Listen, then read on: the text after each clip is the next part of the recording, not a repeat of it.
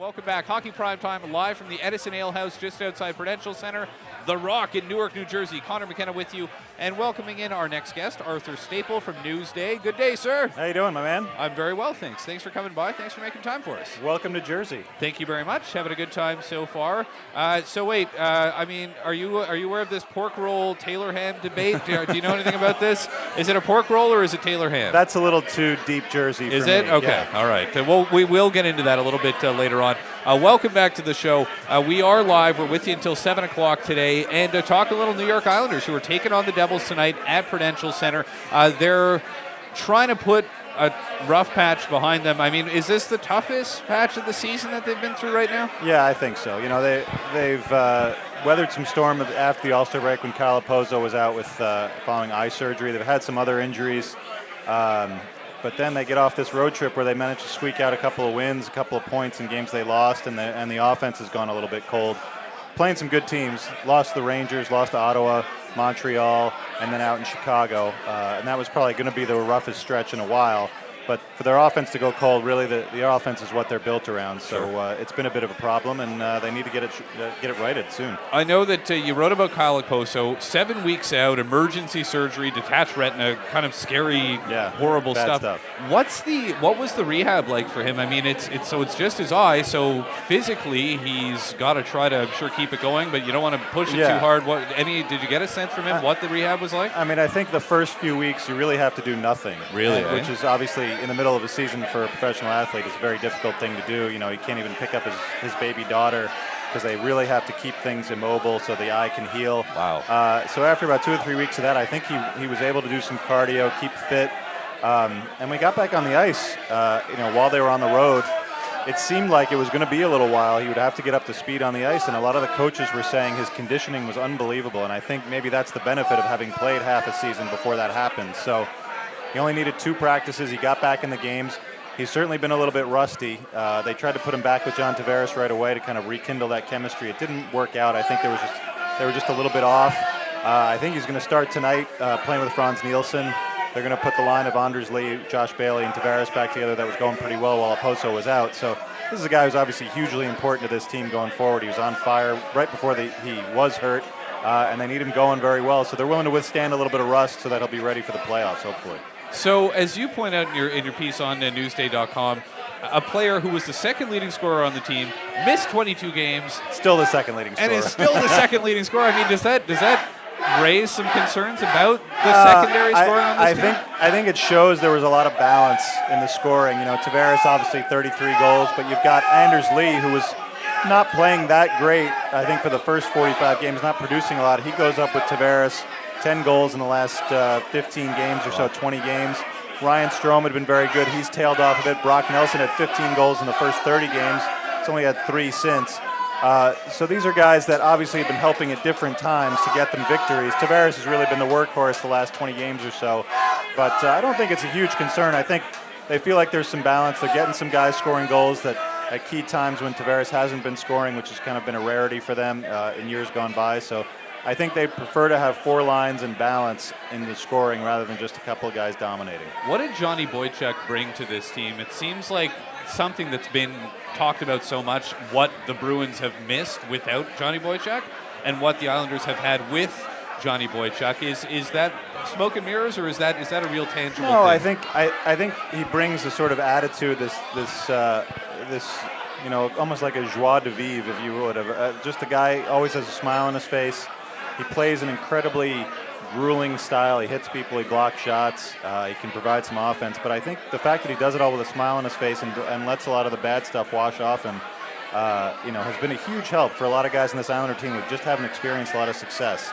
It's a guy who's been through the wars, won a Stanley Cup, came close to winning another one, and nothing really seems to affect him. When they have a bad stretch like this, he's like, we're fine, we're a good team. I think that was the biggest thing.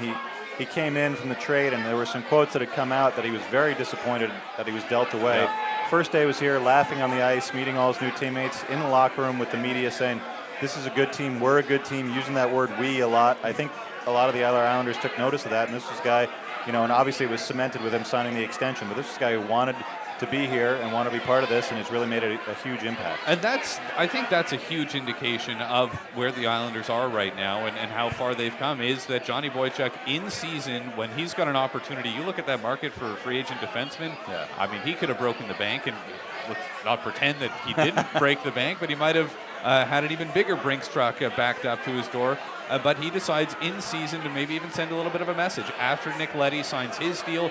Now, Leddy was a different story as an RFA, but still, to have both those guys under contract, I mean, no potential distraction whatsoever going into a very important postseason. Absolutely. You look at where this team was a little over a year ago. Thomas Vanek turns down $50 million from them for 7 years. And you think about where this franchise would be right now if he had taken that money, which probably would not have gone to a lot of other people, and even these trades would have seemed very temporary if Thomas Vanek were here for 7 more years at $7 million per. That's true. But yes, you're right. Boychuk and Leddy come in, they're getting settled to a new surroundings. The team is doing very well, but there's also this looming July 1, no extension. And here it comes during a rough patch as well. As like you said, it's an important signal, I think, to some other teams and to maybe some other people around the league that not only is this team good, but it's worth committing to. And come July 1, they're not really going to have a lot of space or opportunity to do much. They're not really up against the cap, but that's not the kind of team they are. But I think they might be a different situation where Garth Snow is not throwing out a bunch of offers and hoping somebody says yes. I think there might be agents who are coming in and saying, we'll come play for you for 1 year and maybe be that last piece of the puzzle. We're talking to Arthur Staple of Newsday, covering the New York Islanders. This is Hockey Primetime on Sirius XM, NHL Network Radio, streaming live at hockeyprimetime.com. Here's another what if for you. What if the Islanders, instead of trading Andrew McDonald, signed him to an extension last year? I mean, you're looking at a completely different situation there as well, right? And it's not like the Flyers are pulling out their pom-poms and cheering at the fact that not only have they got this guy under contract for a long time, they also gave up significant assets to acquire him. I mean, Garth Snow made out, it's another situation where he made out really well in the deal. I don't think he doesn't have the assets to make the Boychuk deal. One of those picks did go in the deal for Johnny Boychuk. So, Andrew McDonald was a guy who came from quite literally out of nowhere.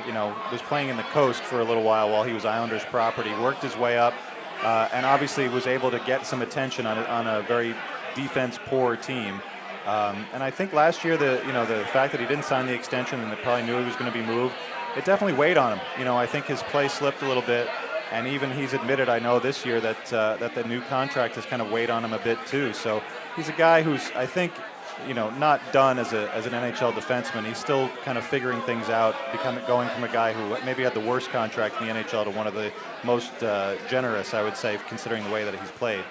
So, you look at that, the Vanek situation, things could be so much different. Even if you go back to July 1, when Garth Snow made offers to Jerome McGinley, made another offer to Vanek that was turned down. Right. The Dan Boyle deal, you look at the way Dan Boyle's obviously playing on a very good team, but Dan Boyle on the Islanders defense, and you subtract Boychuk or Leddy, you don't know where this team is going to be. So then this begs another question. Is Garth Snow really that good of a general manager, or has he been incredibly fortunate in the things that he's tried to do, not necessarily working out, not due to anything other than the people he tried to give the money to didn't want to take it? I think, there's luck involved in everything. There's deals that are made or not made. He was very close to making a deal on draft day for for Corey Schneider a couple of years ago. It fell through.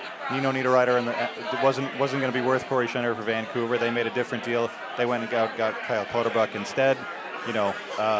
There's always these little twists and turns when you're a general manager. You never know how it's going to work out. But I think when you look over the course of his decade as general manager, without limitations, without any owner-imposed restrictions, which seem to have been lessened now that there are new owners and a new building coming up, I think you can see that this is a guy who maybe has learned on the job, but he's learned a lot. And when he's had a chance to make some deals like this, they've worked out. Where does John Tavares stack up in the Hart Trophy conversation for you? He's a top 3 guy. I know that Carey Price seems to be dominating the conversation and obviously dominating the games that he plays, and that's hard to argue with. I'm more of a, they have this debate, I think, among the baseball writers too, whether a guy who wins the Cy Young should be the MVP as well. Right. This is something that we could argue back and forth, and writers certainly do. I'm more of a player for an MVP type guy, and I think You have to look at him. You have to look at Ryan Getzlaf, and you have to look at Alex Ovechkin, who beat him out 2 years ago for the Hart Trophy. It's funny. Beginning of the year, the Islanders were much better stat-wise and in the standings, and his numbers were not so great. But I think in that stretch when Okposo was out, he had, I think, 27 points in the 22 games Okposo missed. To me, that's the way an MVP plays. When there's a key guy missing, the other key guy steps up, takes charge, and I think he did. And their record isn't that great, but I think the wins that they got were a lot because of John Tavares. Does he get the credit he deserves? I think so. I think the fact that he struggled a little bit the first year wearing the C last season. They obviously had a lot of trouble with other issues. But he's a guy who puts a ton of pressure on himself and gets frustrated and shows his frustration at times on the ice, and those are things that he probably has to work on as he gets older. But you see him come back from every offseason, and something else has improved, whether it was his skating, which is the thing that was talked about so much when he came out as the #1 pick, shooting the puck, scoring goals, and just his strength on his skates. He goes into the corner to get the puck. He's like Yager was in the 90s. He comes away with it.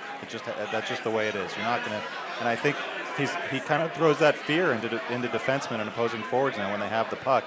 And that's, there's not that many guys in the league that can be able to do that, where they go into the corner and guys freeze up because he's going to win the puck from you. So I got to ask you this: with the Islanders moving to Brooklyn next year, are you going to buy a pair of skinny jeans, get a vintage bicycle, and move there with them, or how does it affect your life? Well, the commute will be a little different to work, but maybe a little bit nicer atmosphere to sit in than the Coliseum, although I have a soft spot. Anyone who's sat in the press box in the Coliseum knows that that's the best view in the league. So I'm definitely going to miss that, and there's certain charms and people who work in the building at the Coliseum that make that building what it is. So this will be different, but I think it'll be a fun kind of different for the Islander fans that make that commitment to go over, and I know a lot of them will, because the only thing that these diehard fans who had suffered the last 20 years wanted was a good team. And now they're not moving too far away. The moving is a little bit sad for a lot of people on Long Island, but they want a good team, and that's what they got right now. And it's not just a good team, it's a good team on the rise. So, Brooklyn, Long Island, I don't think it matters to too many people as long as they see a good product on the ice. Winning solves everything, right? Exactly. Arthur Staple, thank you so much, man. Thanks, Connor. Appreciate it. That's Arthur Staple of Newsday. This is Hockey Primetime on Sirius XM, NHL Network Radio. We are going to talk to Dave Lozo in just a couple of minutes. He'll be joining us. We'll get into the Rangers. We'll go around, talk about a whole bunch of different things. So we're with you until 7 o'clock, streaming live at hockeyprimetime.com. Thank you for joining us. This is Hockey Primetime.